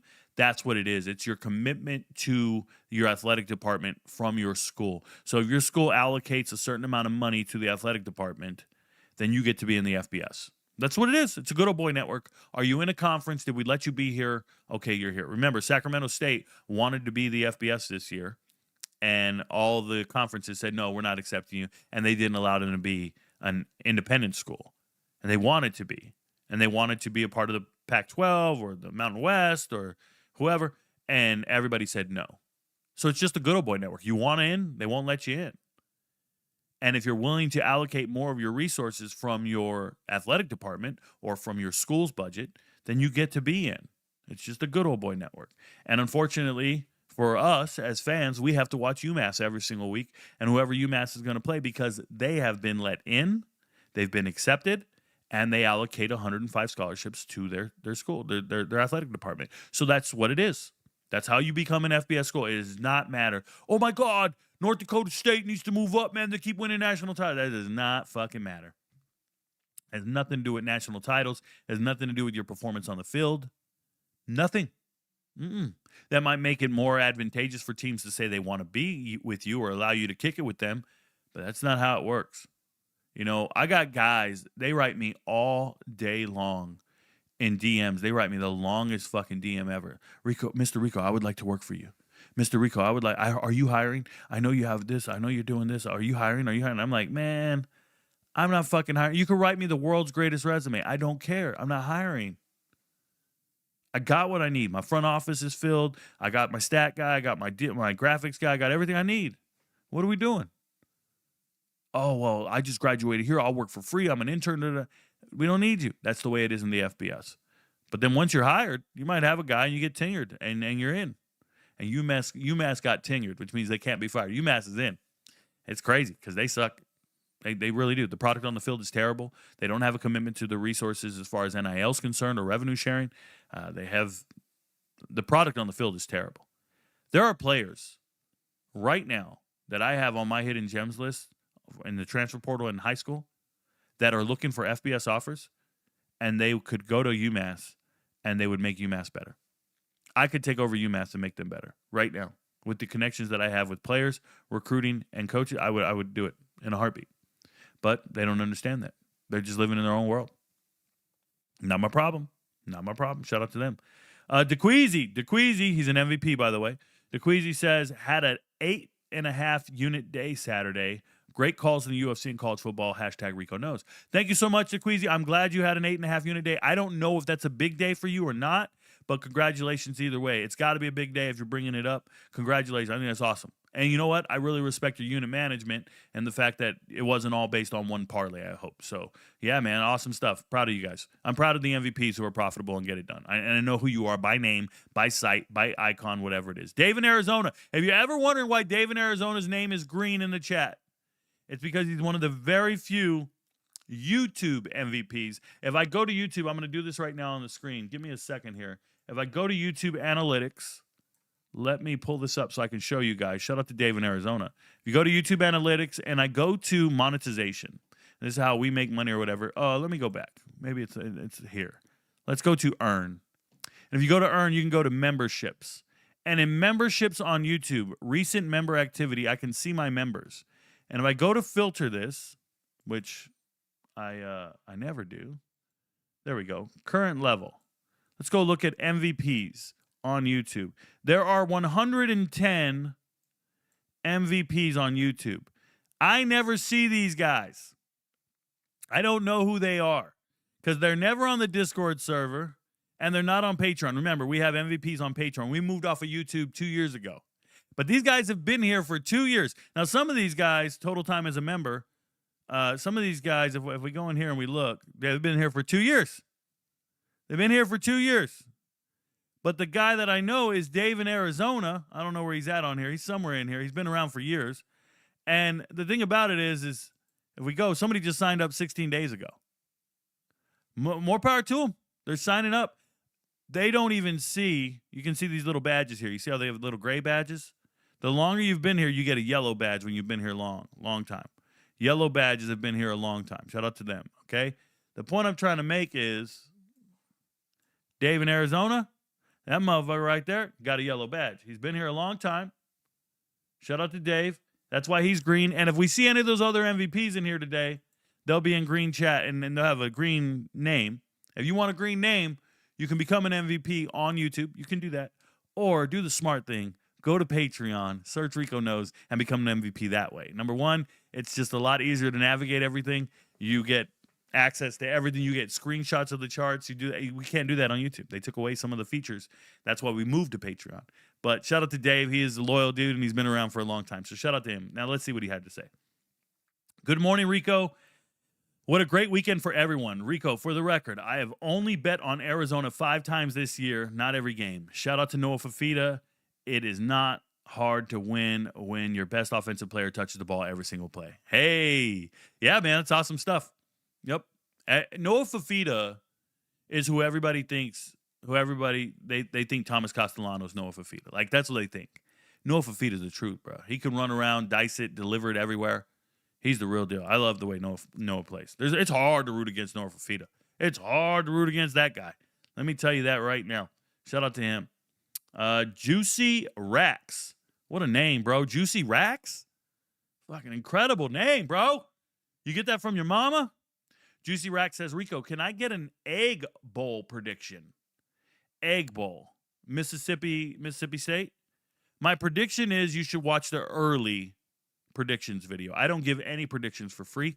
If you're an MVP, I'll be posting every Sunday. I post an early video. So later today, before I go to bed, it's usually I let the day marinate for a little bit. I got to let the books hit. Got to keep doing research and check injury reports and all this stuff. So I spend the day, like all day today, I'll spend like 10 hours preparing for the results show. Or I'm sorry, after this results show, I'll spend about 10 hours preparing for the early video is what it's called. And if you go to Patreon, every single week, let me show you guys something. If you go to Patreon, every single week we put all these picks up, right? And we already have week 14 up and ready to go. But you can go to previous weeks. And you see down here collections, see how it says week 14, week 13, week 12, week 11. Every single week, if I click on it, every week we'll have all the videos from that week. And every week always starts with an early video. That's what this is down here. The early video will be the chart picks against the spread. And then it'll have some other information to give you. But the early video is 42 minutes of me breaking down all the games for that week. So today, you want an Egg Bowl prediction, for example. I'm going to make this video later today, and you'll get the prediction in there. You'll get I predict every single game. And so this is the early chart. This is what the MVPs get on Sunday. This is what they got. And in the early chart, I change it. I fill in some things. There's changes. By the end of the week, if we can do this. So this was the final chart. Are we in week 13? This is week 10 stuff. This is weird. What did it do? Oh, it went to popular posts, related posts? No, that's not what we're doing. Give me a second here. So we go here. By the end of the week, so you have an early chart made and an early video. Then at the end of the week, we have the final video and then the final chart. And it's different from the early one. It's updated with all the week's information. And we have a props chart as well. So that's what all I start the show with every single week. But and you see all the yellow? That's all the changes from the early chart. Early chart. So that means I moved South Carolina to a lock, Arizona State to a lock, Penn State to a lock, Auburn to a lock. So 1, 2, 3, 4 moves to the locks column during the week. Out of the 5 that I added, 4 of the 5 hit. So 80% on the changes I made. And then if you see Oklahoma, I moved them from coin flip over here. Got that right. Samford wasn't on the chart in the early video. Got that right. Alabama, not on the chart. Got that right. You get to Troy. Got that right. Clemson, got it wrong. LSU, got it wrong. And LSU went from a lock down. So I feel comfortable with that because we got it out of the locks column into the leans. But either way, we got 1, 2, 3, 4 out of the 6 that we changed and moved. Changes, we do really well. Now, this one missed, but I meant to put Boise State here. I talked about it in the video. I didn't fix the chart on it. That just happens sometimes. I talked about the change for this one, and I talked about the change for the Georgia one, and I didn't change the chart. That happens sometimes. But the MVPs who watch the videos, they hit. They got it right. So, yeah, that's what happens. Early video comes out later today. And shout out to Patreon. Go to RicoKnows. Just search RicoKnows, and you'll be fine. You get everything. UFC, by the way. UFC. We dominated like a mother flipper. Shout out to us. All right, next question. No, I will not give you a free pick, though. Speaking of egg, Gary Clark says, ECU laid an egg yesterday. What in the world? Who would have guessed it? Well, I guessed it. I guessed it and got it wrong. That's fucking bananas. I'd imagine UTSA guessed it. Every UTSA fan probably guessed it. I just blew it, man. I believed in ECU way too much. It's unfortunate because they're a really good team, and I like them. It happens. Shout out to them. Be more 1895 said, LOL. I should have read that first. Juicy Racks is back. Well, now I want the Bills to win the bowl. Josh got sneak diss. No, there's no sneak diss. I have been saying Josh Allen is terrible for years. I've said he's just going to earn the right to be the first guy to lose in the playoffs to Patrick Mahomes. Like, he just earned the right to be good enough to get there and lose. He's just not a bona fide winner. He's not going to make the plays that you need to when it matters. I think he might be worried about some other things. And that's not fair because over years, people get developed. They get better. They get better teammates, better coaches. So a lot of things can happen from the time I made that video. But you make assessments, and then you can reassess with more data and more information.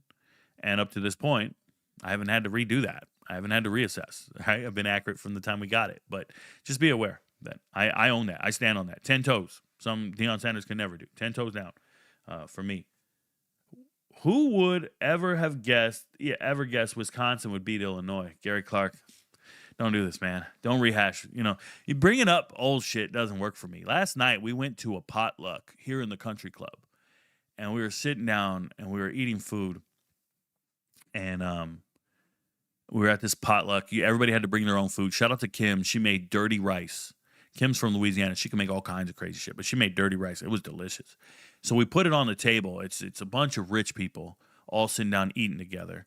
And we're all sitting there. And everybody's bragging about their life and all their stuff and this whatever it is. So we're going through the buffet line and we're serving ourselves. And we got to this broccoli salad. Bruh, I love broccoli. But it was a weird-looking broccoli salad. But I said, I'm going to try this. I put the scoop on my plate. I really just want to rock with Kim's dirty rice. I'm going to grab some of this. There was like some turkey. I don't like turkey. But there's other meats, there's other potatoes, there's other stuff. So I just want the dirty rice, and I'm going to keep it moving. Anyways, so there's this broccoli salad. So we go sit down at the table. And as soon as we're about to sit down, Kim goes, I thought you don't like broccoli salad. And I looked at her, and I said, I love broccoli salad. She goes, no, you told me you don't like broccoli salad because your ex-wife used to make it. And now I'm sitting at the table, and I'm like, I did say that. Because I hate everything about my ex-wife. I definitely don't want to eat anything she used to make. And I was sitting there and I was like, well, you're right. But why you got to bring up old stuff, man? Why you got to bring up old shit? Like, why you got to bring up the negative feelings, bro? I don't even want to think about that bit. You know what I'm saying? So shout out to you, Gary Clark. Stop bringing up Illinois. I don't want to think about that motherfucker right there. Just letting you know. Shout out to broccoli salad. Michigan are best. Let me try that again. Marcel84, Marcel, wrote, Michigan are best, Ohio State once again. Don't know what that means. Then he wrote, Ohio State is soft, in all caps, in the trenches. They don't have the grot Michigan has.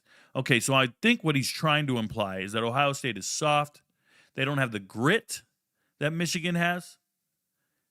You don't sound like a sensible person. You don't sound like an assessor of talent. Let me just put it clear. Marcel, do you live in Ann Arbor? Are your favorite colors blue and maize? Because you're speaking like a dumbass fan, a fanatic, if you will. Fan is derived from the word fanatic. A homer. Are you out of your mind? Ohio State has dominated every team they've played this year. Every single one of them. Because they have grit. Because they win in the trenches. Because they're incredibly well coached. They're not a pretty team, a finesse team. If they were a finesse team, they'd be winning games 54-45. They'd be scoring a ton of points, but giving up a ton of points. You know why every game is a blowout? Because they're hitting you in the fucking mouth, and you can't get first downs that lead to touchdowns. Are you out of your mind? Michigan, the team that struggled to beat Northwestern, that Michigan with a quarterback for a liability? You better hope Underwood does not throw that ball in the air. Not one fucking second, that ball better not be in the air. It better be screen passes and handoffs. He's throwing 2 interceptions, and the only grit you're going to have is from the dirt in your fucking mouth when they put you in the floor. What are you talking about? Ohio State's going to win that game by 28 points. They're going to dominate Michigan. And you're going to question your existence. You're going to say your head coach needs to be fired.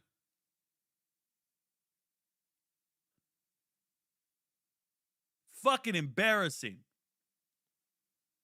Michigan's grateful to win games every week. You beat Maryland, buddy. You beat Maryland. Embarrassing shit. Quez here. Hey, what up, Quez? Shout out to my boy Stripes. He's an MVP. He says, I'm up 20 units from taking notes and cooking up my own straights parlays from college football. Good analysis once again, Rico. Shout out to you, every MVP who watches the videos for more information to add to their information. You know, that's what it's about. Everybody always says, Rico, what's your win record? What's your hit record? Bro, what's yours? I'm here to make you better. Stop asking me what I did. Stop asking me how fast my 40 is. Stop asking me, if I was a personal trainer at the gym, if you walked up to me and you said, well, what do you bench? Well, what do you squat? That doesn't matter, buddy. What do you do? We're going to make you better. The fuck do you do? Bitch tit. Like, what do you do, flabby belly? I'm going to make you better, bro. So if you're a gambler and you're struggling to win, and you're out looking for a guy who knows the information better than you and can help you become more informed on group of 5 teams or other teams. If you're a gambler and you're looking for somebody to help you, don't ask me how good I am. Ask yourself, how good are you? And do you want to be better? Because I'll make you better.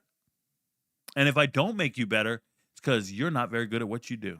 That's real. We have enough proof. We have enough proof of concept. We have enough results to assess over the last 3 years. There has been over 12,000 MVPs. 12,000 MVPs. And they're not all winners. I want to make that very clear. There ain't nothing I can do for you, bro. They're not all winners.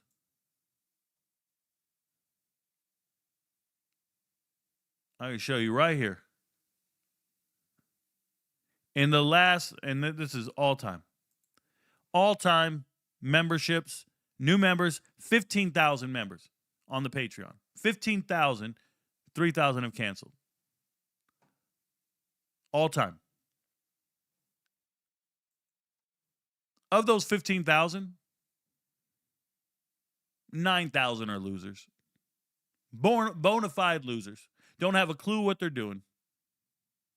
We went over 60% across the entire slate of college football yesterday. Not just locks smashed, leans smashed, coin flips, they were okay.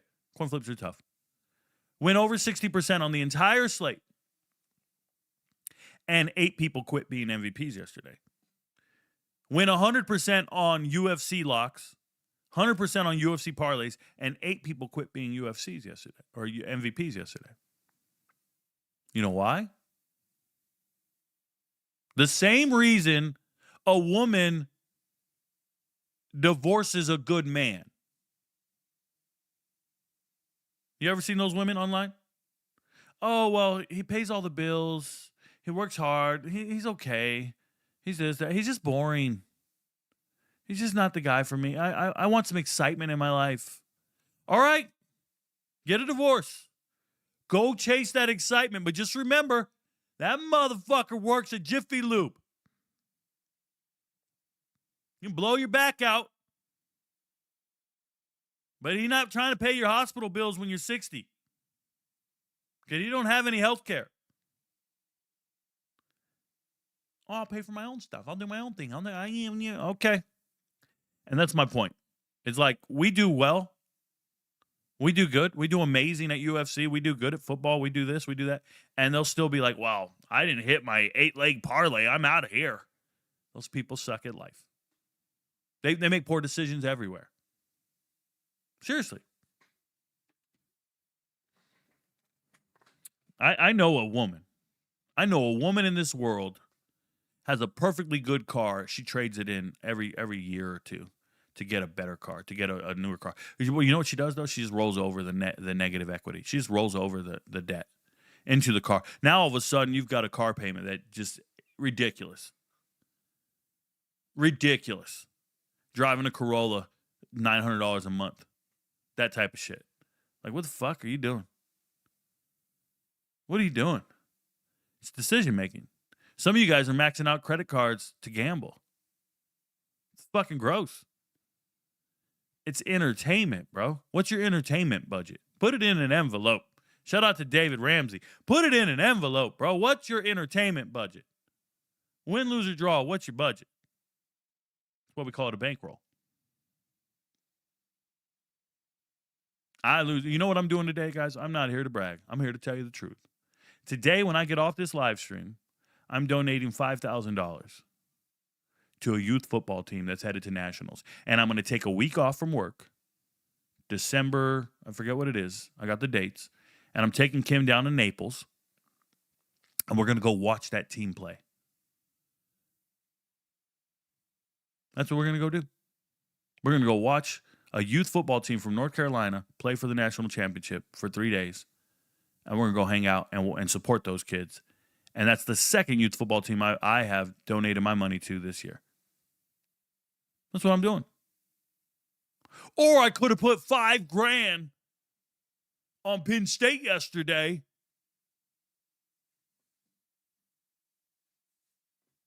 But my unit size is $100.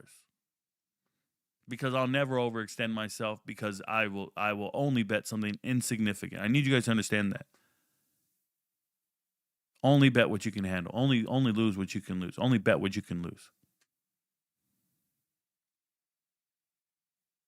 That's it. Yes, I lost $10,000 in futures bets. Did I blink an eye? No. I didn't lose $10,000. I spent $10,000. I think we got some back. We hit on a $2,500 parlay on something and something. But the point is like the vast majority of them we missed.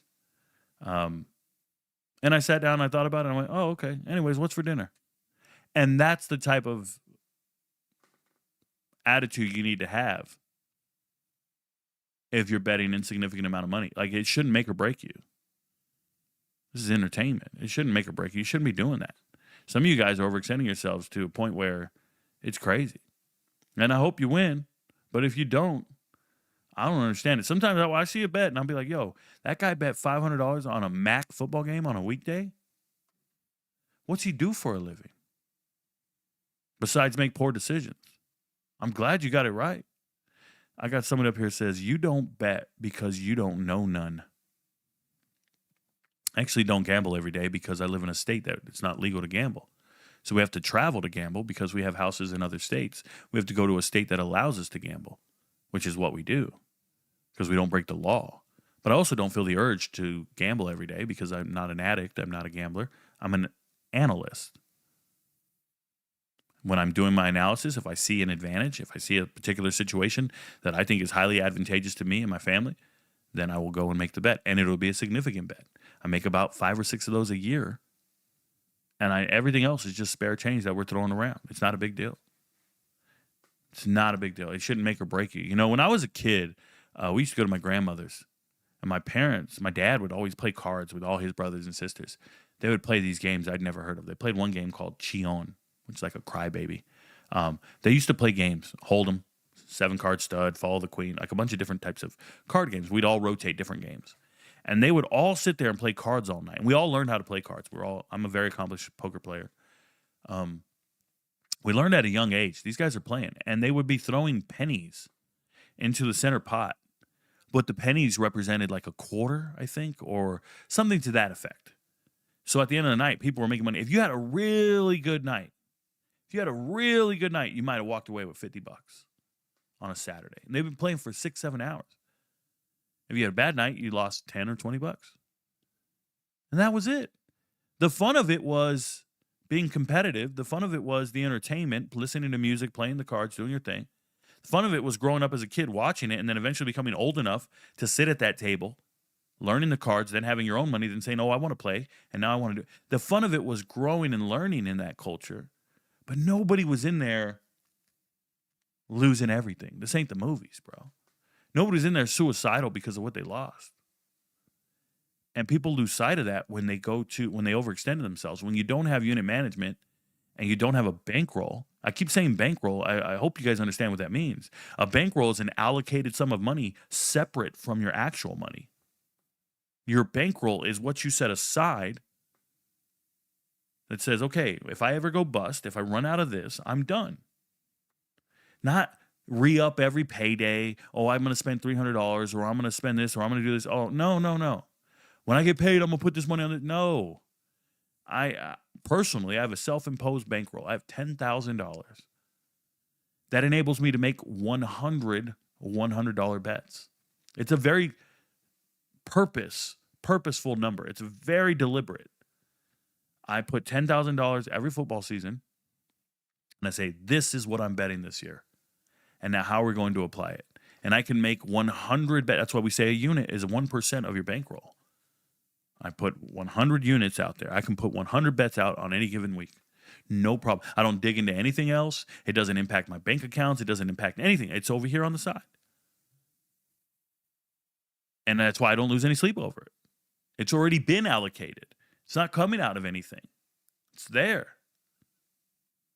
And I can lose 10 bets in a row. And I'm not lost anything. It's just 10 units. I got 90 more. It's hard to explain to people if you don't have discipline in this regard, but I do. So when I tell you my unit size is $100, I never increase it. Now, if you have $2,000 in your bankroll, then your bet should be $20. 1% of your bankroll. If you have $500, you say, I can use $500 on gambling. And you go, Rico, I got $300 this weekend. I need 3 good parlays for $100 each. Like, you are not a responsible gambler. I don't want to talk to you. If you should be making, let's say you have $1,000. You should be making $10 bets. And if you ever make enough to get to $1,100, now you can make $11 bets. And then you keep winning. You get to $1,200, you make $12 bets. You haven't earned the right to make $300 bets. You don't have a proof of concept. You don't even have a strategy involved that has earned the right to make those bets. That's what the problem is with gambling, is these people just see it. Oh, I want to be rich. Oh, I got to hit this plus 1,000 parlay. Oh, I can make 20 into 400. I can do this. I hear you, man. But the people who are doing this for a living, the people who are successful, have bankrolls, have discipline, and are consistent with their approach. When you're erratic, when you're $500 now, I'm going to chase for another $2,000. I'm going to chase for this. I talk to these guys every day. And remember, I advise thousands of gamblers every day. Thousands. They're in my DMs all day long. And I say the same thing to them. All right, what's your strategy? All right, what's your approach? Okay. Sounds like a terrible idea. Sounds like you're just never going to be good. And they don't want to hear it. They'll either leave or they'll sit and learn. The ones who sit and learn, they're in the chat right now. I'm an MVP. I'm an MVP. Proudly saying I'm an MVP. And then when you become an MVP, the biggest part about it is you become responsible for your own misses. When people blind tail and they pay cappers, what they're trying to do is pass the blame to somebody else. So when they do miss, they can say, oh, that guy sucks. That guy's a brick. That guy is a square. That guy picked all the wrong things. It's his fault for why I didn't make it. Coach didn't put me in the game. It's coach's fault. It's never your fault. You know why you didn't get promoted at work? Because your boss doesn't like you. It's his fault why you didn't get a raise. It's their fault why this sucks. It's everybody's fault. You're late to work. It's traffic's fault. It's not the fact that you woke up too late and you took too long to get ready or you stood up too late the night before. The problem is it's traffic's fault. You can place the blame wherever you want in life. It's not going to change the results. It's not. So when you guys go through this gambling thing, if you've ever come to my platform, you don't get to place the blame on me. Because I don't dictate unit size. I don't dictate unit amounts. I just do analysis on games. And I say, if you agree with my analysis, pull the trigger. If you don't agree with it, fade me or avoid it. You have 3 options. Tail it, fade it, avoid it. It's whatever you want to do. It ain't got shit to do with me. Oh, by the way, my life's good. I'm happy. And some MVPs, their life is good. And they're happy because correlation doesn't equate to causation, right? Causation doesn't equate to correlation. Like what we're trying to say is my life is happy and it has nothing to do with gambling. My life is happy and has nothing to do with whether or not this team wins. That's not why my life is happy before all this. And it's going to be happy after. If you are emotionally tied to the results of football games or fights or sporting events, if you're in a bad mood because your favorite team lost, you have missed the entire boat on what sports is about. It shouldn't impact your emotional mood. I promise you, there are players on that team that aren't in a bad mood after a loss. They're shaking hands. They're dapping it up. They go to the club. They go home to their families. They don't care nearly as much as you do. That's when you know you have an imbalance. That's when you know you're wrong. And you guys can't get off it. It's terrible. It's terrible. I know. Your favorite team lose, don't call me. You're ignoring phone calls. Sending it straight to voicemail. You don't want to talk to anybody. You get mad. You slam something down. You throw the remote. You do it. Like, you motherfuckers are lame, bro. I miss bets. I'm sitting here. You know how many times I've missed a bet and had to sit here and watch that Joker with MVPs? I miss a bet. I'm sitting here like this, and I'm just like, man, this fucking sucks, bro. And I just be sitting there like, okay, shit-eating grin on my face. Man, we got this one wrong. Anyways, what's up, guys? Every now and then I'll be like, yo, I don't want to watch the rest of this joint. But I can tell you this. When I shut it off, or I step outside of this studio and I step outside this room, Kim's sitting on the couch right there. Let's give her a big hug and say, yo, hey, babe, you want to watch an episode of The Wire? That's what we do. That's how we get down. Shout out to Baguno. If you want to talk to me, don't put it in chat here. Come to YouTube, put it in the YouTube chat. I'll get back to you. Let's keep it going. Shout out to you guys. Shout out to Quiz, by the way. Boy Drum, my boy Drum, another MVP. Boy Drum says, Rico, great analysis on the late games. Never a doubt. I woke up to green money from the late games. So grateful to be an MVP. You're a real one. Shout out to the boys who bet the spread and went to bed. Yes, we hit really good on the late night slate. We got them all right. Washington, San Diego State, everything at the end of the night. Utah State, all that was right. Very proud of myself. Always want to end on a good note. Shout out to you guys. Christoph says, where does Colorado go from here? Does Coach Prime let go of his friends as coaches? Well, yeah. I mean, remember, being a past great player doesn't make you a great coach. So we have to just change our approach to how we're evaluating talent, developing talent. Like, you can hang out with a bunch of dudes and be like, yo, man, we used to do that and we're better than these guys. That doesn't mean they can teach them how to be any better. What is Warren Sapp doing for those defensive linemen? You think he's doing everything for them? You think he's doing great? Okay, maybe he is. Or maybe they're not extensions of him on the field. Same with the defensive backs or anybody else. Maybe they can't duplicate what they're being taught. You know, the world's greatest juggler in the world, if he was to teach me how to become a juggler, it doesn't mean I can juggle. Oh, well, Rico, man, he's going to be able to do this. He got so-and-so. I don't mean shit. I don't mean anything. I can't duplicate what he does naturally. You get what I'm saying? Like, it just doesn't work that way. I talk about this all the time. Like, just because you got the best fitness trainer doesn't mean you're going to get in shape. Doesn't mean you're going to start looking like them. You can't start doing box jumps.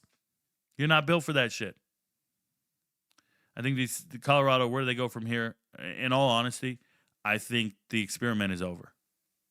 The experiment is over. They got bamboozled. They got fooled. They hired somebody who's not a head coach. A head coach has to be able to win. Not win. A head coach has to be able to coach his coaches. Not the players, the coaches. The coaches, remember, delegate authority.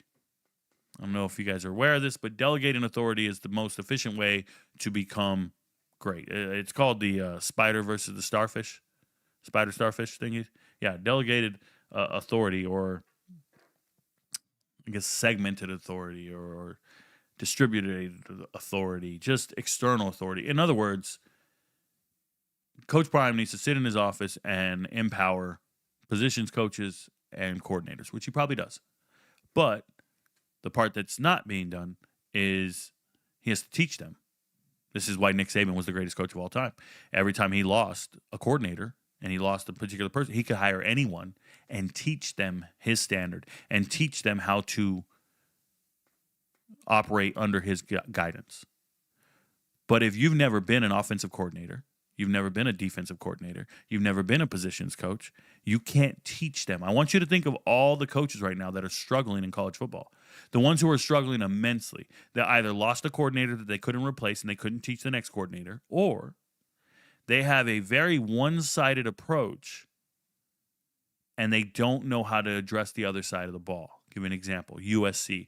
Lincoln Riley is an amazing offensive mind, but he can't teach and coach his defensive coordinator. So for years, he has a defensive coordinator that's terrible, but he can't make him any better because he didn't know how to teach him to be better.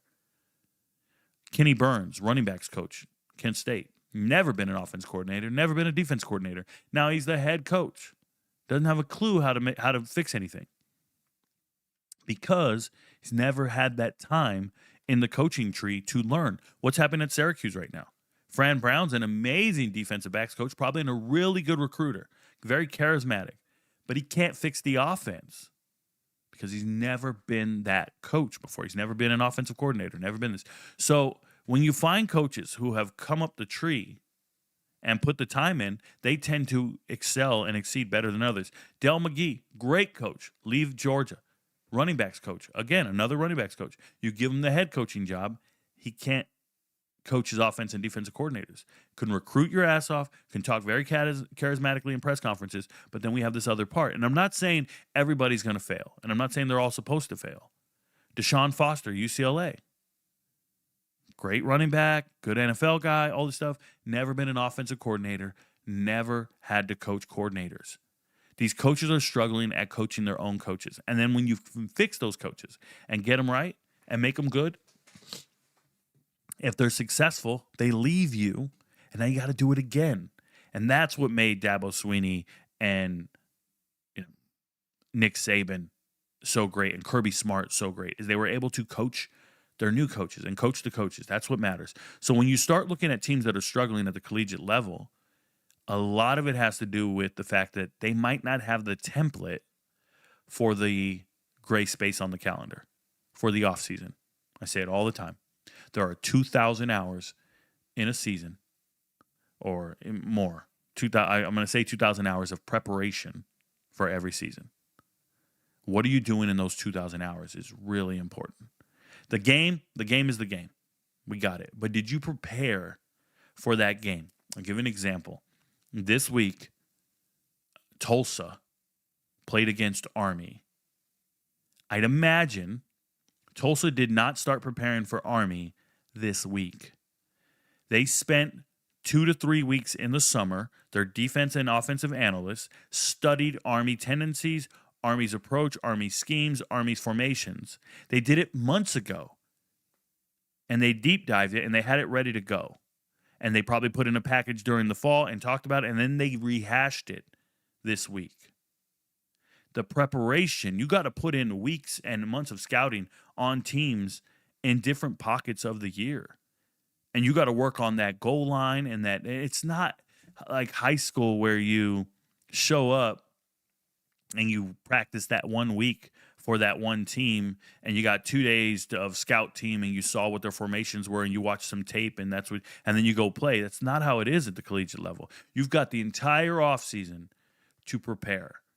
And yes, they have to allocate time for recruiting. They got to allocate time for assessing their own roster, for weightlifting, for all these different things. But the coaches who've been head coaches, who've come up the ranks and they've learned their system from another coach, that's why coaching tree matters, they're the ones that do really well in the gray space. They're the ones who do really well in the offseason, in their schedule, in their calendar. That's what I have noticed as an assessor of talent and as an assessor of coaching staffs. And it's no shade at any of them. You have to learn it. So when you see a coach leave a big program and then he goes to a smaller program and he tries to duplicate what the other coach was doing over here, that's great. But you got to get the results. So when I see a coach who doesn't have a template, there is no one for him to mimic. And so now they spend the offseason, they're not quite sure what they're doing that day. They're not quite sure what the schedule is going to look like for that week. And they're trying to put it all in. They have calendars they need to adhere to. There's a bunch of stuff. No contact periods, all this stuff. But player-led practices. When something goes wrong, if you've never been a coordinator, you can't fix your coordinator. You can't. Like, if you own a restaurant, that's cool, bro. If you own a restaurant, awesome. Can you go in the kitchen and tell them how to cook the food if you've never been a cook? Probably not. You probably can't help them prepare the food and do anything. You got to hire a chef to do that. You got to hire the cook to do that. But if you worked at McDonald's and you worked the register, you worked the fries. Have you guys ever seen those regional managers come into Chick-fil-A or McDonald's? They'll come in. They're in a suit. They're in the back doing inspections. They're doing things. And they see the line get too long. And they're like, oh, they're a district manager of some sort. You know what they do? They put down their little clipboard, their little laptop, and they go to the register. And they go, I'll take the next person in line. And they say, what's your order? And whatever you say, they do it fast as shit. They type in everything. They know where the buttons are on the screen. They pre-program that machine to look the way it looks.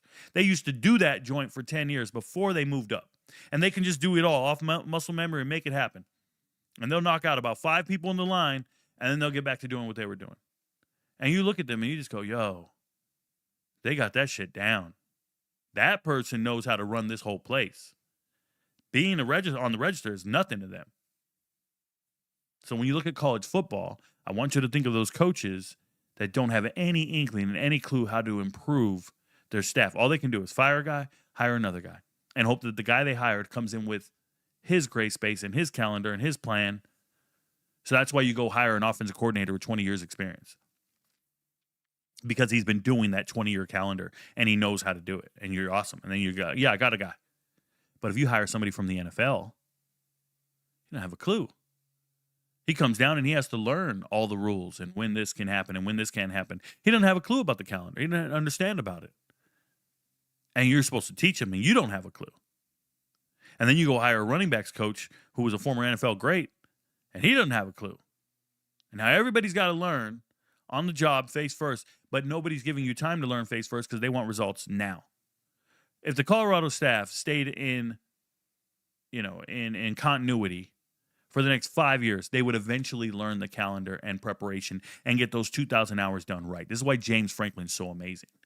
James Franklin has that part of it done correctly. What everybody judges you on is your Saturday decision-making. I don't judge coaches on their Saturday decision-making. I judge them on the 2,000 hours before that 1 hour. Everybody sees that 1 hour, and that's all they want to talk about. I judge on the 2,000 hours. Now, let's talk about Coach Prime. He puts in a running back who has no business being in the game. Your other running backs are effective. He said it was a change of pace back. You don't need a change of pace. Welch and Hayden, all these guys are playing great. You're getting fucking 10 yards a pop on some of these guys. Like, what are you doing? That's terrible that you're trying to appease everybody and give everybody a chance. Not when the game really matters, not with the season on the line, with the game on the line. No, go win the fucking game. Play your best players. But you make promises to kids. You want to buddy with them. Hey, man, I'm going to put you in. The way you've been playing, you really earned some playing time. You're going to put you in. All that shit doesn't win you games on Saturdays.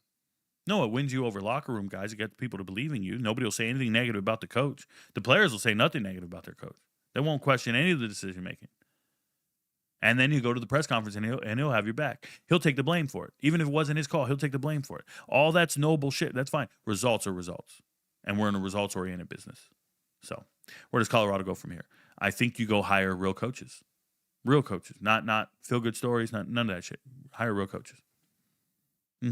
That's what I would do. Real offense and defensive coordinators, real head coach. Shout out to them. Do you think OU is making the playoffs? They keep winning, they're in. There's really nothing to it. You're asking me if I think they're making the playoffs. That means I'm picking them to beat Texas. If they don't beat Texas, they're not in. And do I have them beating Texas? I'm not going to give away a free pick, but thanks for the question.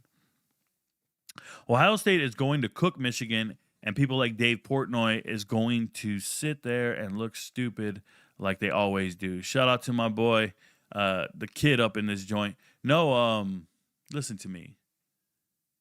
I don't even watch stuff with Dave Portnoy. I don't even know how to see that guy on TV. I don't know who he is or what he. I mean, I'm aware he owns Barstool. I don't know the first thing about any Barstool employees. The whole business comes across as like a frat boy thing, and like a bunch of Jewish frat boy dudes or something like that, and they all just hang out. Hey man, oh, so drunk stories. I was so drunk here. I did this, and then they glorify people who are like out of shape and shit. Like I don't know what that's about. I don't care.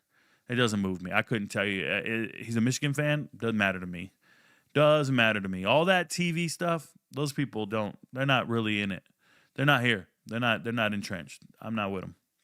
You think Penn State top brass would hire Terry Smith, or would they go ahead and hire from outside the PSU circle? Oh, yeah, they're going to hire outside the Penn State circle for sure.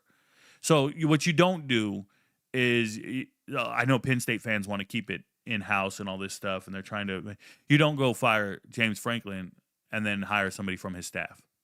No, that's silly. Absolutely silly. You're getting the guy who's not making the decisions to then be the guy to make decisions? Nah, that's dumb.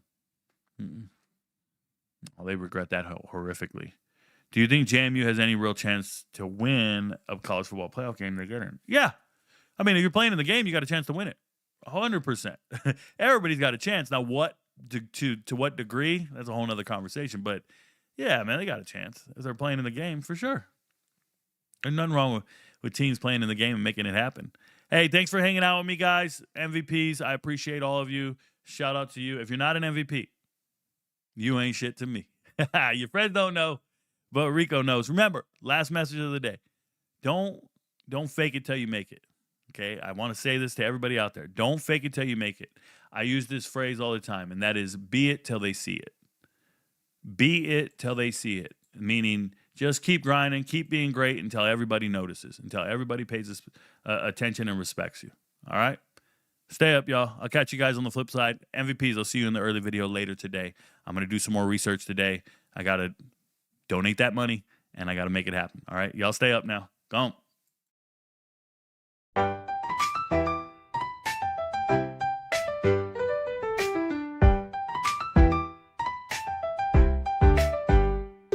Woke up early in the morning, scrolling on my phone. Open up TikTok, see my man RicoKnows. He's talking college football, all the spreads and all the trends. Say you wanna win money, listen to me, man. I tell my lady, go make me a bagel. I gotta listen to what Rico gotta say, though. He got the numbers and he got the picks, so I gotta listen to my man Rico. I'm just scrolling on my phone, seeing what Rico knows, seeing what he know about the UFC and college football. The prop picks, all the spread picks, the plus money underdogs, all the best picks. Gotta listen to my man Rico, he's a wizard. I told my girl Rico saying listen to the lizard. And we cash it out, all the props. We cash it out, all the props. Listening to Rico, I'm just scrolling on my phone, seeing what he knows, seeing what Rico knows. Seeing what Rico knows, I'm just scrolling on my phone, scrolling on my phone. Scrolling on my phone. Scrolling on my phone. I'm just scrolling on my phone, seeing what Rico knows, seeing what he know about the UFC and college football. The prop picks, all the spread picks, the plus money underdogs, all the best picks.